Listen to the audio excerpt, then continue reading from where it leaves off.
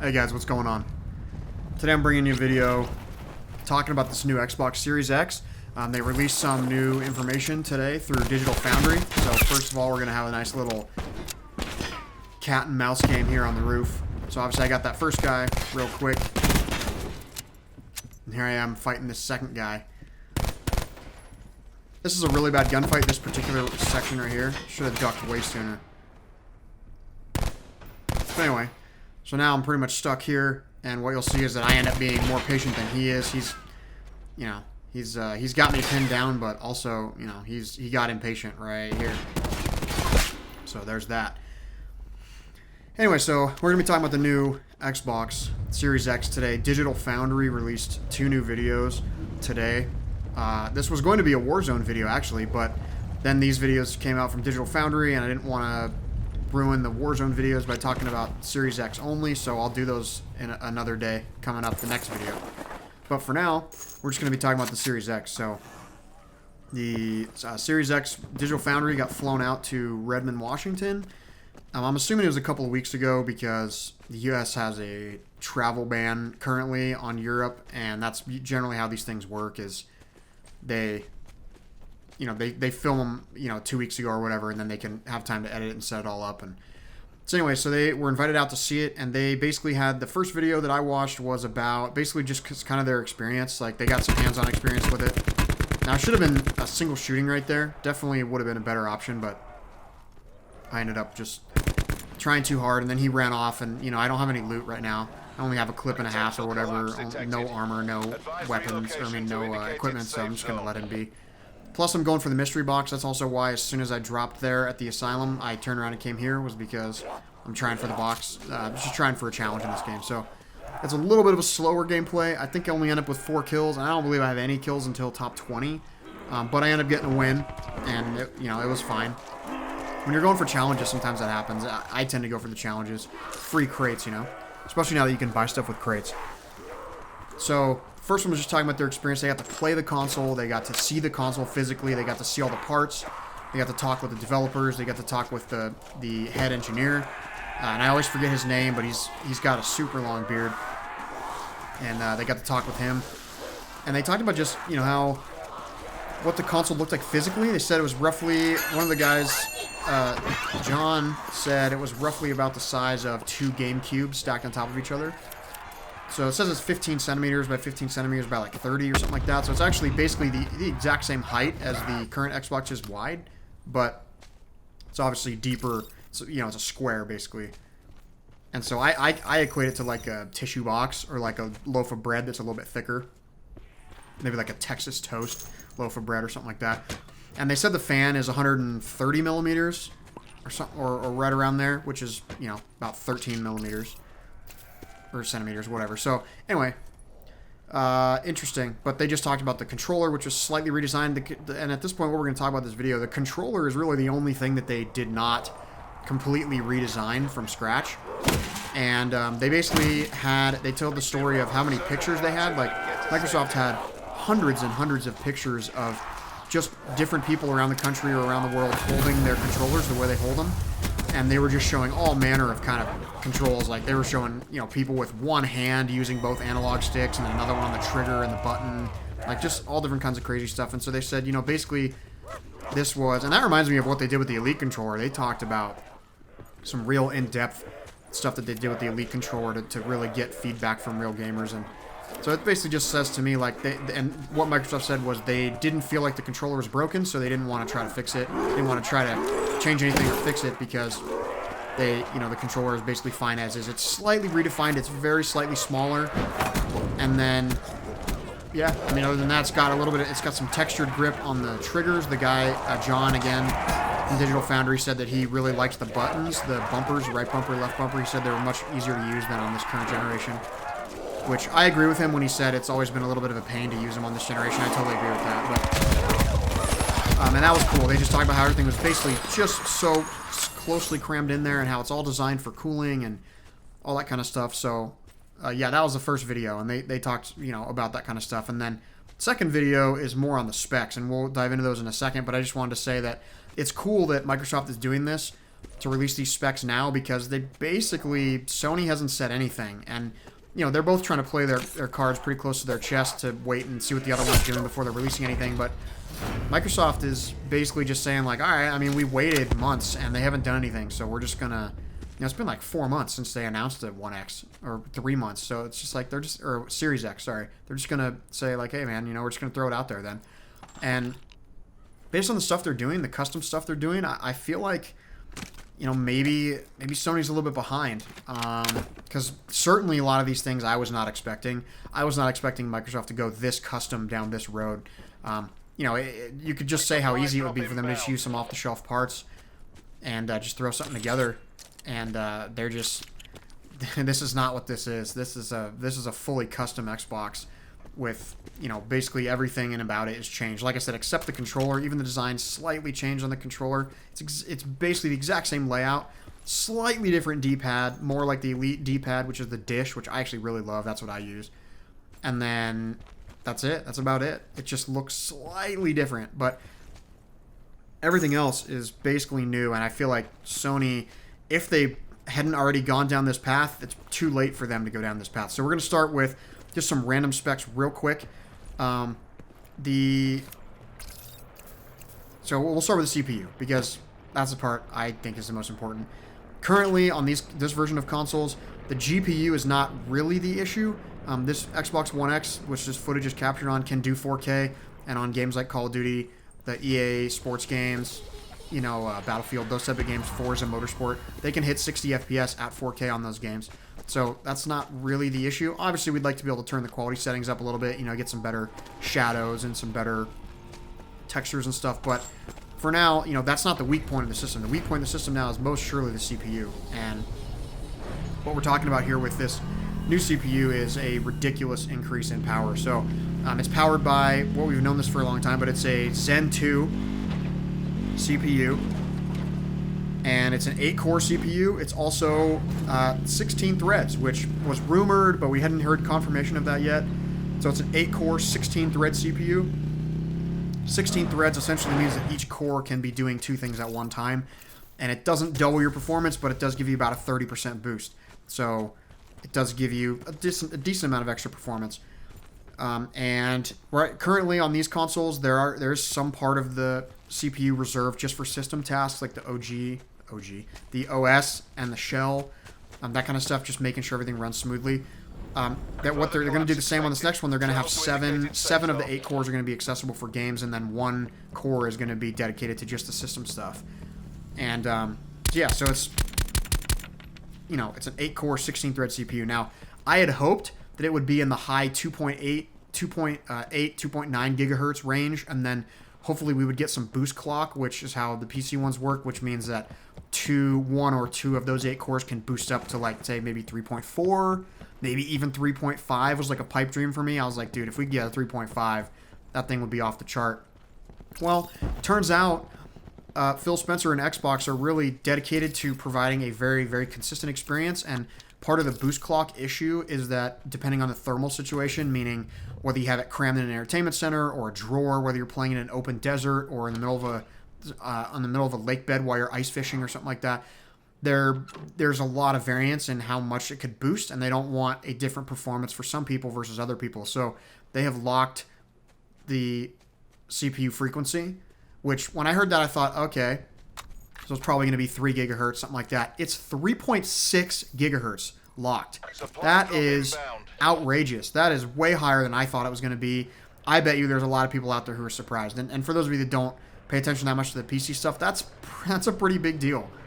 For reference, the Zen 1 chip that I have on my computer right now costs a decent chunk of change, and it can only run at 3.9 total. No matter what kind of power I put into it, it can only run at 3.9, and this one's going to be running at 3.6 for all the cores fixed, always.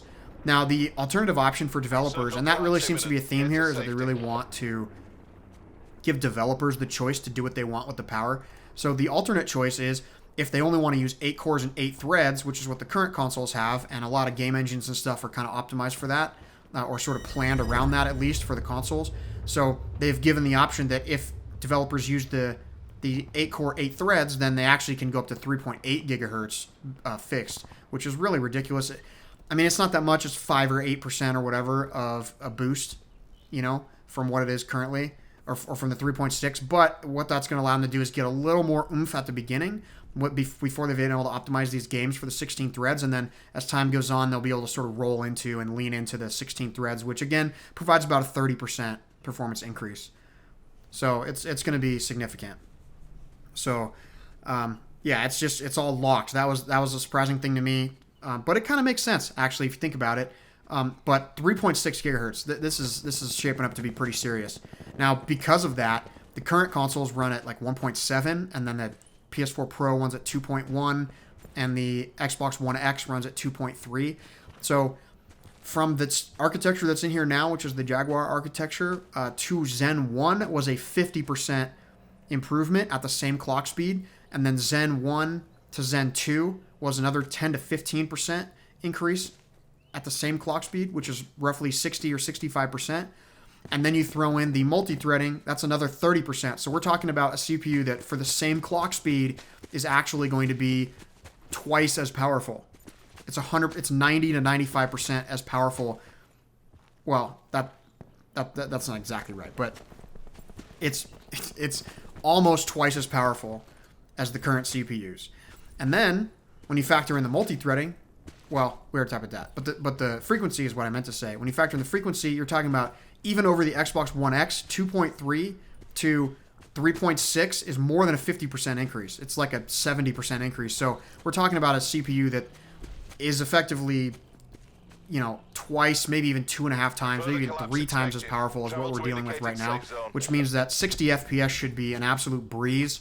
120 FPS should be absolutely easily possible on the already well-optimized games, Call of Duties, sports games, FIFA, Forza Motorsport, Battlefields, all those type of games that already run at 60. Look at this joker.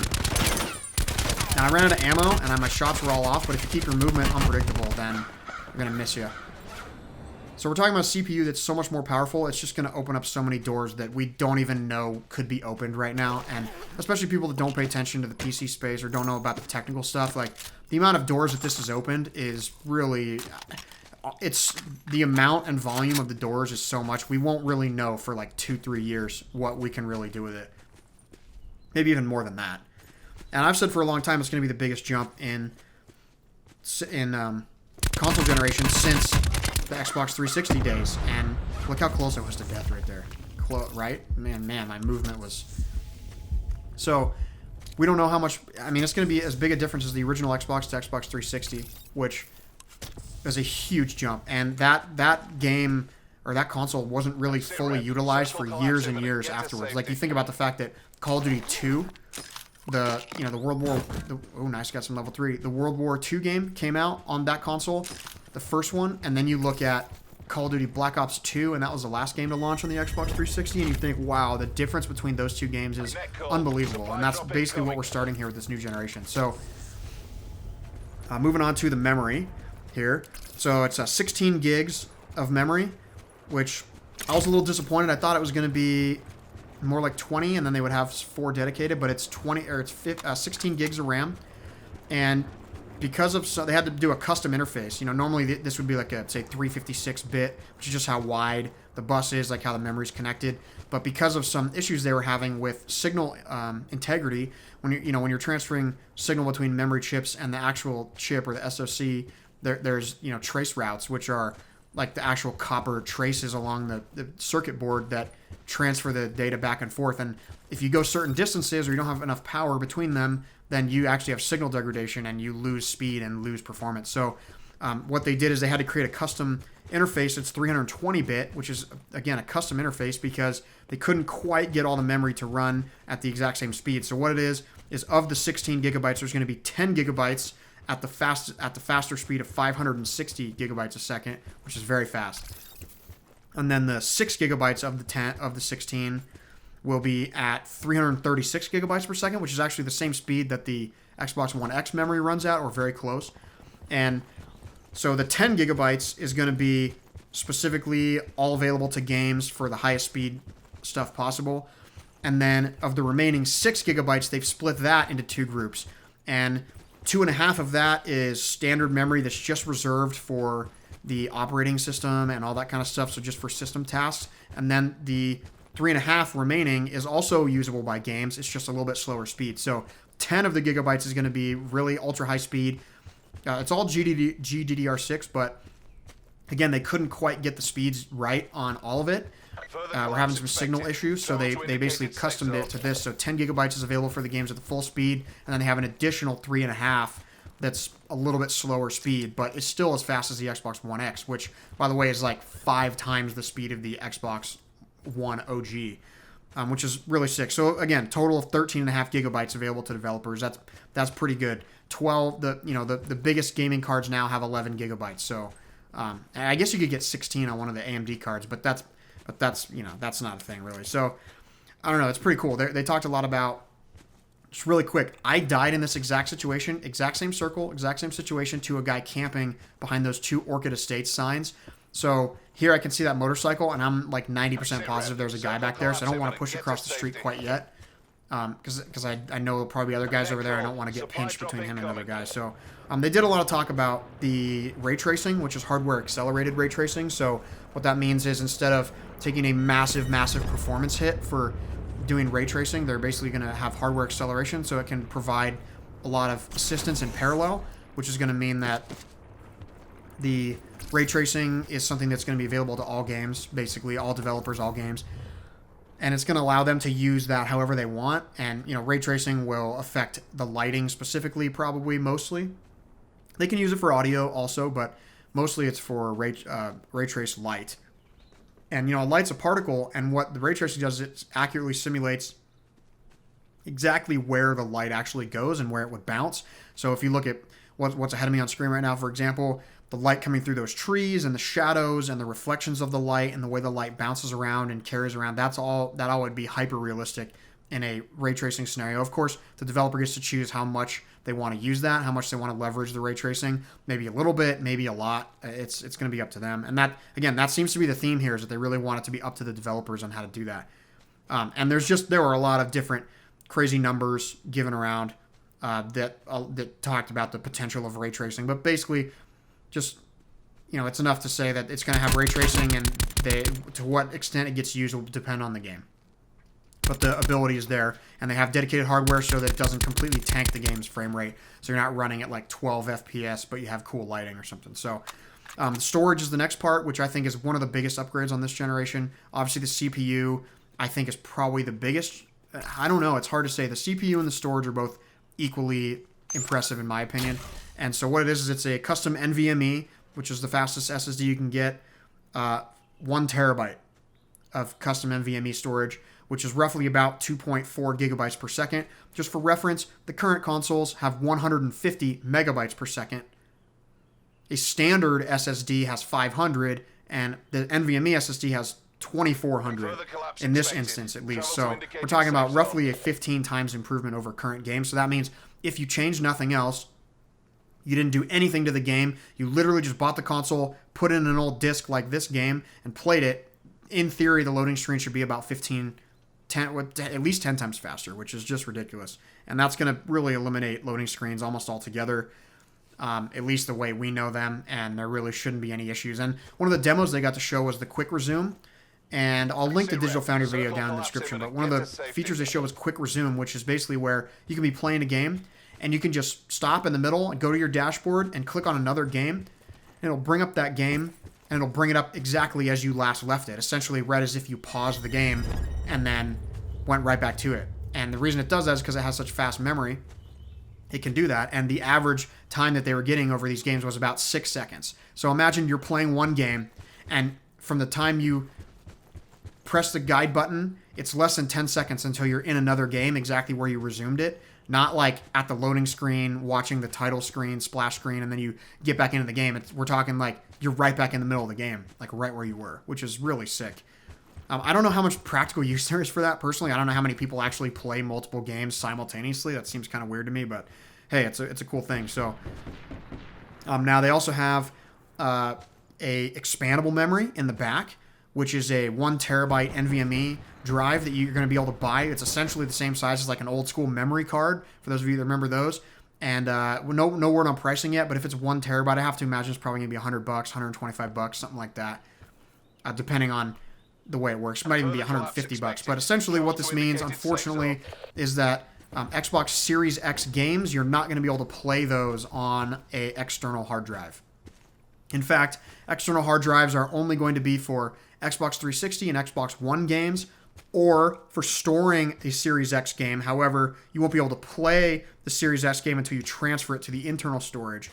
And this is one of those things that, it's unfortunate to leave people by the wayside like this, but when you're really going to a next generation, it's really necessary to sort of cut ties at some point and say, hey, unfortunately, we can't support this anymore. And the speed difference, we're talking about a 15 times speed increase. So we're talking about something that's really not comparable to the other ones. And basically, the game itself wouldn't even work if you tried to play it off of an external hard drive at those type of speeds. So they just are going to disable that completely. So unfortunately, those of you who have big, giant external hard drives for your current games, and we're hoping to buy more games in the future and put them on there, it looks like you're not going to be able to do that. And of course, they could go to 2 terabyte cards or even 4 terabyte cards in the future, depending on where the demand is, I'm sure. So the last piece to this is what they're calling their dynamic latency input. Now, this is technology that's built in the Xbox itself and also the software a little bit. And so what they're talking about here is the controller has analog and digital inputs. So like the analog sticks, for example, it's in the name, they're analog. So that the inputs from those has been synchronized with the polling rate of the controller, which is how often it pings the system or how often it pings the actual console.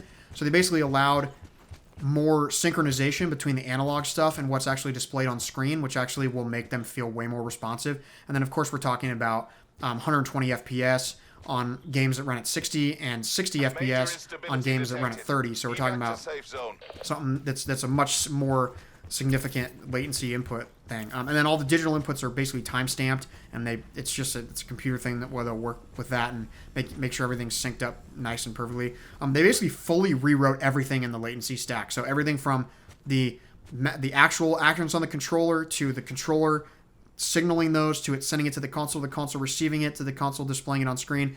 Now I'm testing for this guy here, and I think he's over here, but I'm not sure. So that just confirms it. And then I see him, and I wait a second, and I go, nope, it's time for a grenade. He's not moving. He sees me. He did the same thing. And that's your game right there. Is secure. And he almost got me with that grenade, so that was close. But they basically rewrote everything in the latency stack. They rewrote everything.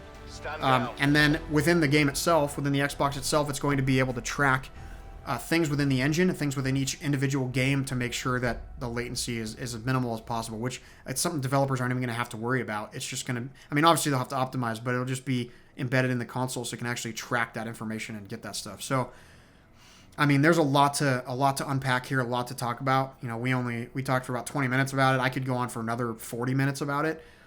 This is my third take of this because I keep going too long talking about stuff, but this is a real, every basically except the controller, which is what I said at the beginning, except the controller, they essentially redid everything.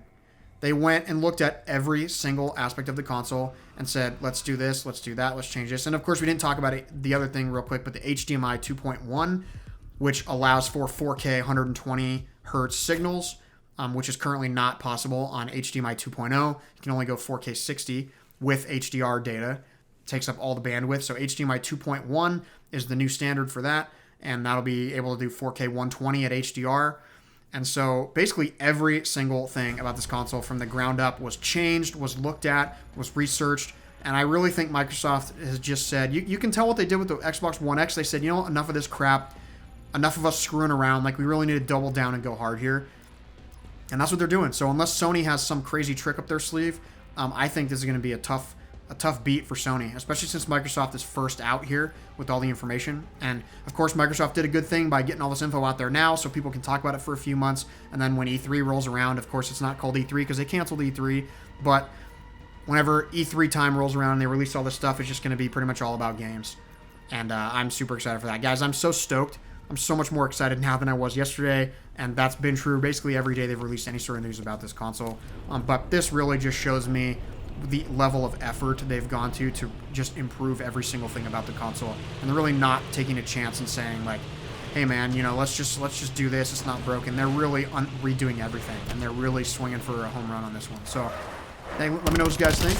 And again, Warzone will be coming next video. I'll do that. I have some footage that I recorded. I had to postpone it because of this, because this was more important to me. So you guys take it easy. Yup.